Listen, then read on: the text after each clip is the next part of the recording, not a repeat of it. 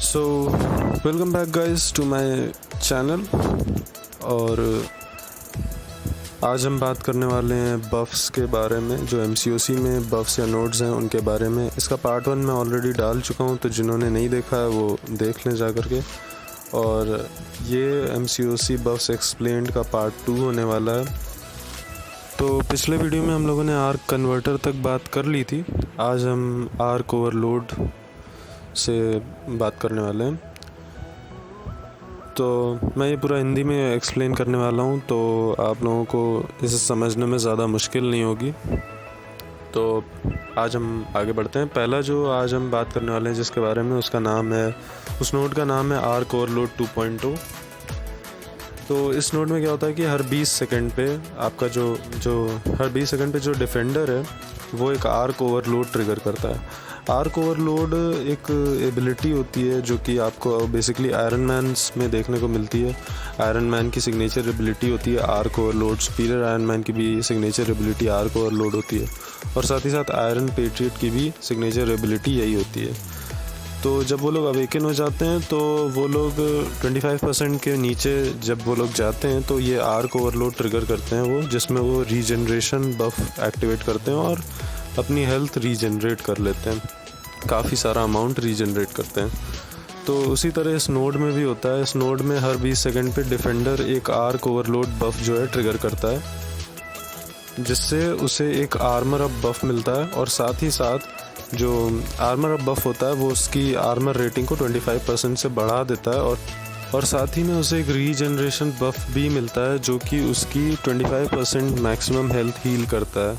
6 seconds के लिए ये दोनों बफ होते हैं उसके पास। तो ये बहुत ज़्यादा हेल्थ हील करता है। तो इसमें बेहतर होता है कि आप अपने ओपोनेंट को 20 सेकंड्स से पहले ही मार दें, क्योंकि उसके बाद ये जो बफ़ मिलता है उससे वो काफ़ी सारी हेल्थ रीजनरेट करता है और आपको ऑलमोस्ट पूरी लड़ाई फिर से लड़नी पड़ती है। इसी कैटेगरी में जो नेक्स्ट आता है वो है आर्क ओवरलोड 2.1। इसमें हर 15 सेकंड पे, उसमें हर 20 सेकंड पे होता था, इसमें हर 15 सेकंड पे डिफेंडर एक आर्क ओवरलोड ट्रिगर करता है, जिसके इफेक्ट सेम होते हैं। एक आर्मर अप बफ मिलता है जो कि आर्मर रेटिंग को 25% से बढ़ा देता है, और साथ ही साथ एक रीजनरेशन बफ मिलता है जो कि मैक्सिमम हेल्थ को 25% से बढ़ा देता है। मैक्सिमम हेल्थ एटलीस्ट मतलब हील करता है, 25% मैक्सिमम हेल्थ हील करता है। और ये दोनों ही चीज़ें 6 सेकंड्स के लिए मिलती हैं उसे। इसी में जो नेक्स्ट इफेक्ट है वो है, जो नेक्स्ट नोड है वो है आर्क ओवरलोड 2.2। इसमें इसके भी इफ़ेक्ट्स वो सेम ही ट्रिगर करता है इसमें भी, लेकिन इसमें टाइम और घट जाता है। आप केवल 10 सेकंड ही मिलते हैं। 10 सेकंड में डिफेंडर जो है आर्क ओवरलोड को ट्रिगर करता है, जो कि एक आर्मर अप बफ देता है जो कि आर्मर रेटिंग 25% से बढ़ा देता है, और साथ ही साथ रीजनरेशन बफ जो 25% मैक्सिमम हेल्थ हील करता है 6 सेकंड के लिए। अगला जो नोड आता है वो है आर्केन टॉरेंट। आर्केन टॉरेंट, इसमें क्या होता है कि हर बफ जो कि डिफेंडर के ऊपर एक्टिव होता है, हर बफ जो कि डिफेंडर के ऊपर एक्टिव होता है, उस बफ उसके लिए मिस्टिक अटैकर्स को कुछ एडवांटेजेस मिलते हैं या कुछ फ़ायदे मिलते हैं, लेकिन ये केवल मिस्टिक अटैकर्स के ही होता है। अगर आप मिस्टिक क्लास के चैम्पियन से लड़ रहे हैं उस पर्टिकुलर फाइट में जिसमें ये नोड है आर्केन टॉरेंट, तो आपको फ़ायदा होगा, क्योंकि जितने ज़्यादा बफ डिफेंडर पे लगे होंगे उतना ज़्यादा आपको फ़ायदा मिलेगा। वो फ़ायदे क्या होते हैं? पहला फ़ायदा होता है plus 25% ability accuracy. Ability accuracy क्या होता है? एबिलिटी एक्यूरेसी मतलब कि आपकी अगर चैम्पियन के पास कुछ एबिलिटीज़ हैं जिनके चांसेस बेसिकली ट्रिगर होने की कम है, मतलब कि मान लीजिए कोई एबिलिटी है, मान लीजिए कि आपके चैम्पियन के पास एबिलिटी है कि वो बेसिक हिट्स में उसको 30% चांस है कि वो अपोनेंट पे ब्लीड प्लेस करता है। तो अगर 30% चांस है, तो अगर आपके पास ये फ़ायदा मिल जाएगा, आपको प्लस 25% एबिलिटी एक्यूरेसी मिल जाएगी, तो इसका मतलब अब वो चांस 30% से बढ़ करके 55% चांस हो जाएगा। अब आपकी जो एबिलिटी है ट्रिगर होने की, जो चांस है एबिलिटी ट्रिगर होने की, वो 55% हो जाएगा। और इसी में आपको जो सेकंड फ़ायदा मिलता है वो है आपका अटैक रेटिंग बढ़ जाती है, प्लस 10% अटैक रेटिंग मिल जाती है। नेक्स्ट फ़ायदा जो है वो है प्लस 25% ब्लीड डीबफ ड्यूरेशन, यानी कि आपके जो ब्लीड इफ़ेक्ट्स हैं वो ज़्यादा देर के लिए लगे रहेंगे। पहले 2 सेकंड पे एक्सपायर हो रहे थे, तो अब शायद 3 सेकंड पे एक्सपायर होंगे।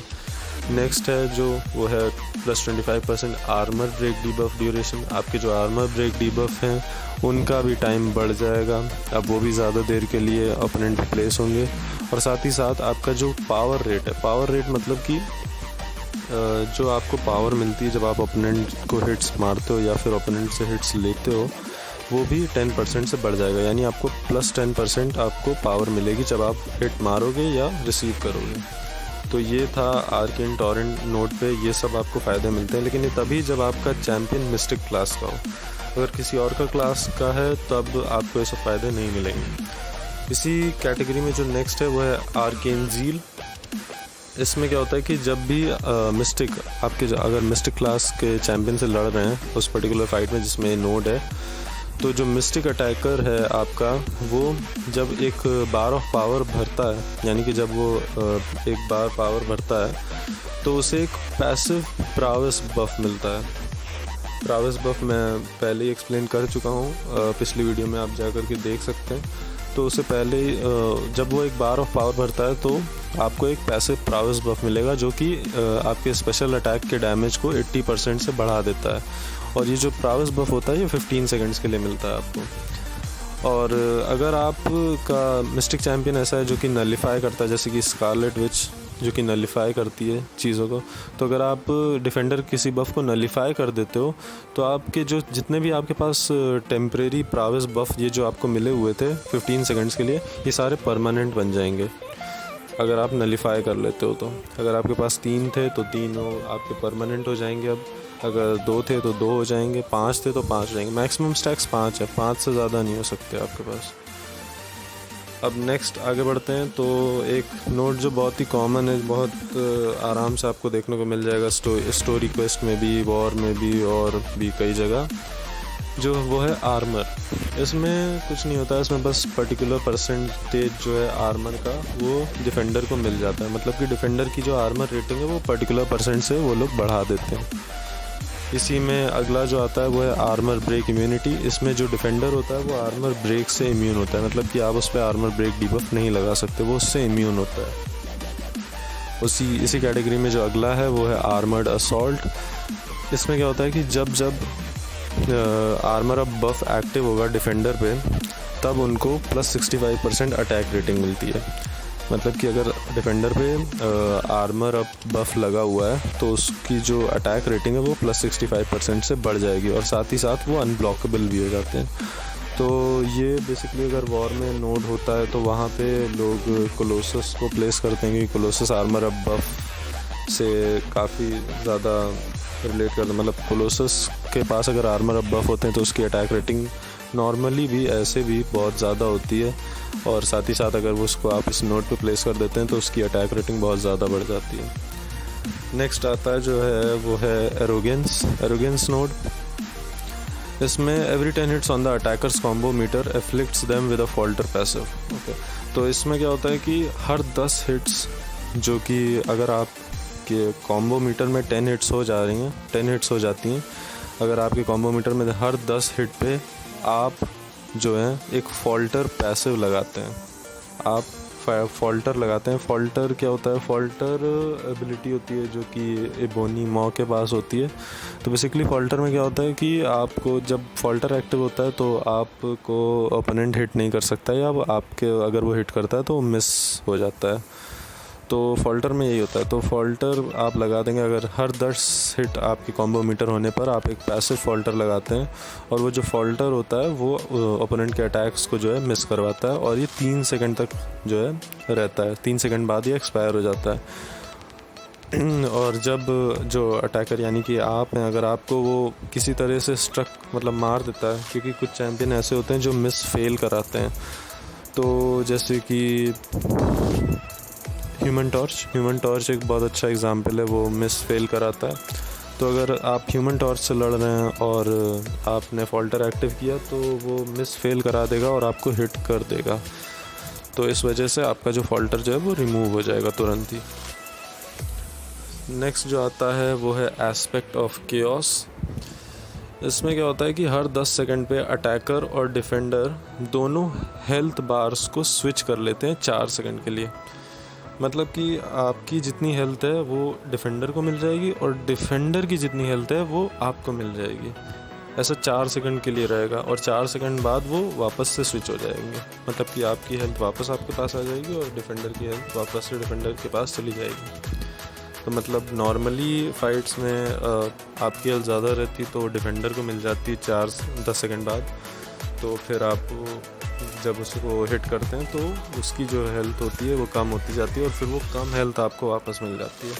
तो बेसिकली इसमें आपको ध्यान रखना होता है, पहले से कैलकुलेट करके रखना होता है कि किसकी हेल्थ ज़्यादा रखनी है ताकि आपको ज़्यादा हेल्थ मिले। इसी में जो अगला आता है वो है एस्पेक्ट ऑफ डेथ। इसमें क्या होता है कि जब डिफेंडर जो है वो स्पेशल अटैक एक्टिवेट करता है तो उनकी जो अगर वो सक्सेसफुली कोई हिट लैंड कर पाता है, मतलब कि आपके ब्लॉक पे नहीं, अगर आपके ऊपर वो कोई हिट लैंड कर पाता है, आपके चैम्पियन के ऊपर कोई हिट लैंड कर पाता है तो वो लीथल होती है 4 सेकंड के लिए। और अगर आपकी टीम है उसमें जितने मेंबर्स नॉक हैं, नॉर्मली 5 लोगों की अगर टीम है तो 5 में से अगर आपके 3 मेंबर नॉक हैं तो वो जो उसकी जो सक्सेसफुल हिट्स के लीथल होने की जो टाइम है वो 4 सेकंड से बढ़ करके 7 सेकंड हो जाएगा।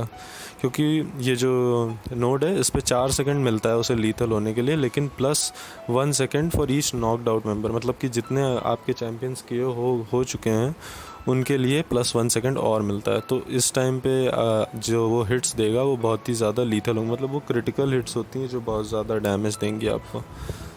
तो इस वजह से बेटर होता है कि आप ब्लॉक पर वो हिट लें या फिर हिट ना लें, डेक्स कर लें। इसी में जो नेक्स्ट आता है वो है एस्पेक्ट ऑफ इवोल्यूशन। इसमें क्या होता है कि जब भी डिफेंडर कोई बार ऑफ पावर भरता है, जब भी डिफेंडर एक बार ऑफ पावर भरता है तो वो अपना attack, armour rating, critical resistance, block penetration, power rate और एबिलिटी एक्यूरेसी के जो एट्रीब्यूट्स हैं इन सब को 5% से बढ़ा लेता है पूरी फाइट के लिए। अब ये सब होते क्या हैं? अटैक रेटिंग मैं पिछली वीडियो में बता चुका हूँ, आप जाके देख सकते हैं। आर्मर रेटिंग भी मैं बता चुका हूँ, क्रिटिकल रेटिंग भी मैं बता चुका हूँ। क्रिटिकल रेजिस्टेंस दरअसल क्रिटिकल रेजिस्टेंस में होता है कि अगर सामने वाला जो है आपको कोई क्रिटिकल हिट देता है तो आपका, क्योंकि अगर आपका क्रिटिकल रेजिस्टेंस हाई है तो आप उसकी जो क्रिटिकल हिट्स हैं उनसे कम डैमेज लेंगे। मतलब अगर वो नॉर्मली क्रिटिकल हिट में 250 का डैमेज दे रहा है तो अगर आपके पास क्रिटिकल रेजिस्टेंस है जो कि हाई रेजिस्टेंस है क्रिटिकल हिट्स के लिए, तो फिर आप उस 250 की बजाय शायद 200 का ही डैमेज लें, ऐसा होगा। और इसी में जो अगला है वो है ब्लॉक पेनिट्रेशन। मतलब कि आपके जो ब्लॉक को है वो ब्लॉक का कुछ % आपका जो है वो इग्नोर कर देगा, यानी कि आपके अगर वो ब्लॉक पे भी हिट मारेगा तो वो ज़्यादा डैमेज देगा। पावर रेट बढ़ जाएगा, पावर रेट मैं बता चुका हूँ। और साथ ही साथ एबिलिटी एक्यूरेसी जो कि मैं बता चुका हूँ इसी वीडियो में पहले। तो ये सारी चीज़ें 5% से बढ़ जाती हैं पूरी फाइट के लिए। इसी में जो नेक्स्ट नोड है वो है एस्पेक्ट ऑफ जेनेसिस। इसमें क्या होता है कि फ़ाइट में बस एक बार के लिए जो जब डिफेंडर जो है वो 15% हेल्थ के नीचे आ जाएगा। मतलब कि जब आप डिफेंडर को 15% हेल्थ के नीचे ले जाएंगे तो फाइट में एक बार के लिए वो 24% हेल्थ जो है रीजनरेट करेगा 6 सेकंड के लिए।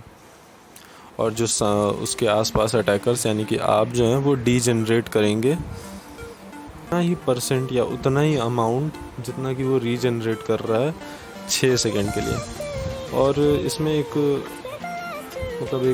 चांस होता है कि हो सकता है आपको डीजनरेशन मिले या रीजनरेशन मिले, इनमें से कोई भी एक चीज़ मिल सकती है।